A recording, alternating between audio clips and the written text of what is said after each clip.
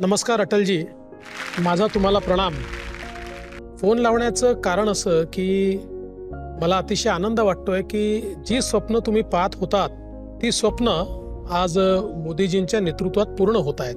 मला आठवतं की संसदेमध्ये तुम्ही पंतप्रधान असताना एकदा तुम्हाला हिणवलं होतं की तुमच्या राम मंदिराचं काय झालं, तुमच्या 370 कलमाचं काय झालं, तुमच्या समान नागरिक कायद्याचं काय झालं। त्यावेळी तुम्ही उत्तर दिलं होतं की आज मी 22 पक्षांचं सरकार चालवतो आहे, त्यामुळे सगळ्यांचा मिळून अजेंडा आहे। ज्या दिवशी माझ्या पक्षाचं सरकार येईल आणि ज्या दिवशी माझ्याकडे किंवा माझ्या पक्षाकडे मेजॉरिटी असेल त्या दिवशी या सगळ्या गोष्टी घडताना तुम्हाला दिसतील आणि तुमच्या आशीर्वादाने मोदीजींच्या नेतृत्वात भारतीय जनता पक्षाला पूर्ण बहुमत मिळालं आणि आता राम मंदिर देखील बनत आहे।